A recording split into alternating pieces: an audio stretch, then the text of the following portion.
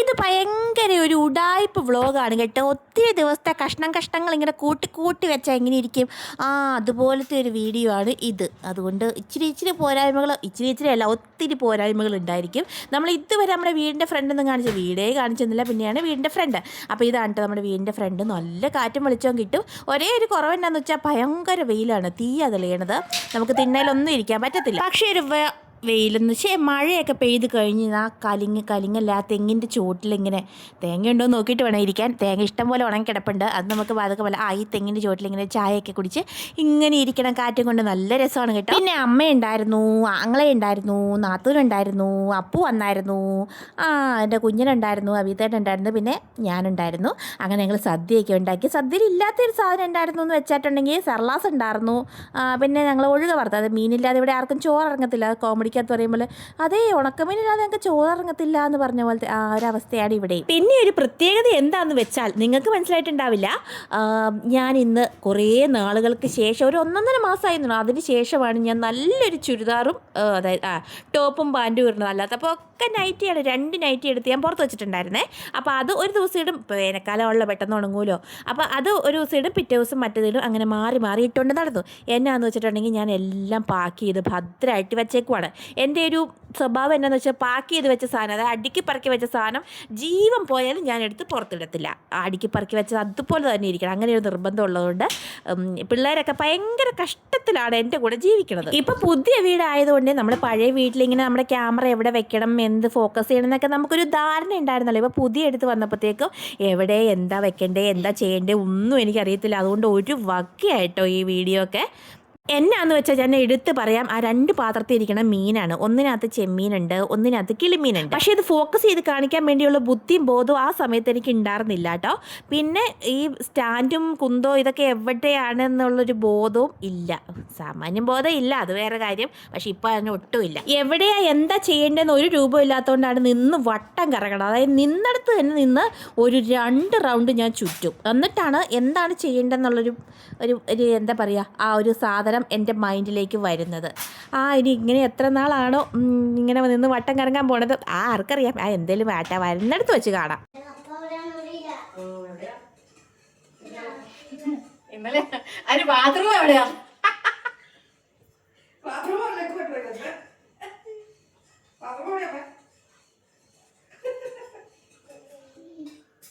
ഉപ്പിടണ്ടേ? ഉപ്പിടണ്ട. ഓ നീ ഇഷ്ടല്ല, ഇങ്ങനെ ഉണ്ടാക്കാം.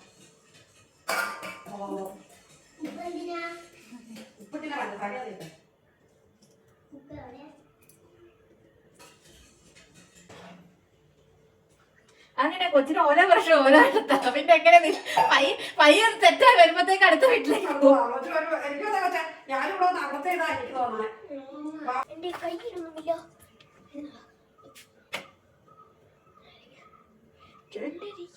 ഇതൊക്കെ എന്നതാ കൊച്ച ഇങ്ങനെ വേർത്ത് കുളിച്ച?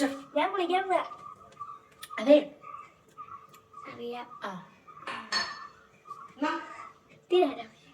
കുടിച്ചോട്ടെ.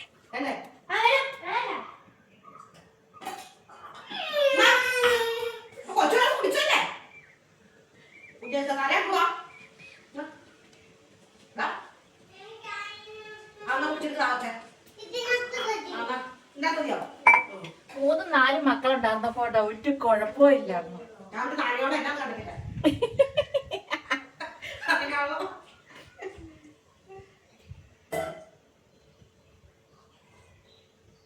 ഇവിടെ ആ ഗ്ലാസ്സിന് കട്ടിയാക്കി കൊടുത്താൽ അവർക്ക് ഇഷ്ടപ്പെടില്ല.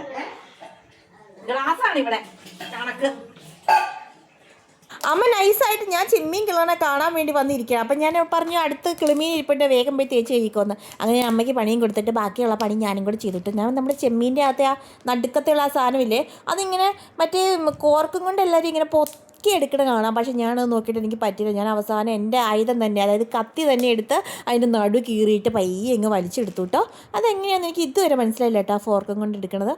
ഇനിയെങ്കിലും മനസ്സിലാകുമായിരിക്കും. എന്തെങ്കിലും ആട്ടെ. അങ്ങനെ 1-2 പറഞ്ഞ് അമ്മേനെ നേരെ മുറ്റത്തേക്ക് വിട്ടു കേട്ടോ. അങ്ങനെ കുറച്ച് നിമിഷങ്ങൾക്ക് ശേഷം, അതായത് മണിക്കൂറുകളുടെ നിമിഷങ്ങൾക്ക് ശേഷം എൻ്റെ പണിയും കഴിഞ്ഞു, അമ്മയുടെ പണിയും കഴിഞ്ഞു. അപ്പം ഞാൻ കയ്യോടെ ഞാൻ വൃത്തിയാക്കിയ ചെമ്മീൻ കയ്യോടെ തന്നെ നമ്മുടെ ഫ്രിഡ്ജിലേക്ക് എടുത്ത് വെച്ചു കേട്ടോ. ഫ്രീസറിലേക്ക് എന്നെ എടുത്ത് വെച്ചു. എന്നാന്ന് വെച്ചിട്ടുണ്ടെങ്കിൽ പെട്ടെന്ന് ചീത്തയാവും ചെമ്മീൻ, അതുകൊണ്ട് ഇപ്പോൾ ആവശ്യത്തിന് കറിയൊക്കെ ഉണ്ടാവുകൊണ്ട് പറഞ്ഞു അമ്മ പറഞ്ഞു അത് കയറ്റി വെച്ചേക്കാൻ. അപ്പം ഞാൻ പിന്നെ അമ്മ വൃത്തിയായി കൊണ്ടുവന്ന കിളിമീൻ നല്ല വരവിട്ട് ഉപ്പും മഞ്ഞപ്പൊടിയും മുളക് പൊടിയും ഒക്കെ നന്നായിട്ടൊക്കെ തിരുമ്മി വെക്കുകയാണ്.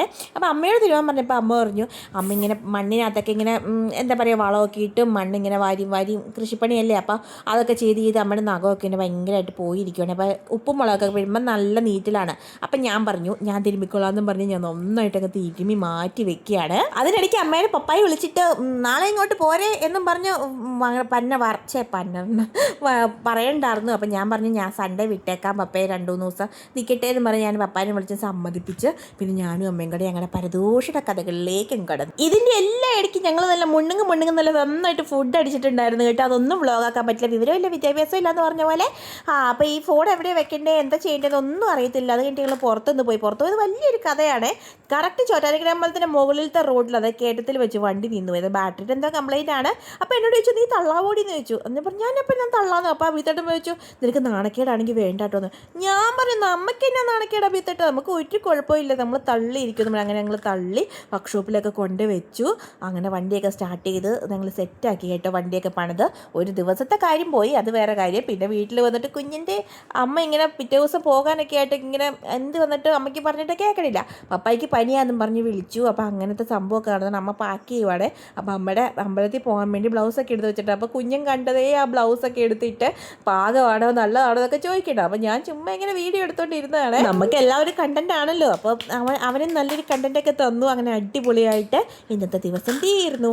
അപ്പോൾ ഇത്രയേ ഉള്ളൂ കേട്ടോ. കുറച്ച് ദിവസത്തെ കാര്യങ്ങളെ കൂട്ടിച്ചേർത്ത് ഞാൻ ഉണ്ടാക്കിയ കുഞ്ഞു വ്ളോഗാണ്. ഇഷ്ടപ്പെട്ടാൽ സബ്സ്ക്രൈബ് ചെയ്യാൻ മറക്കല്ലേ. Tata bye, okay, see U.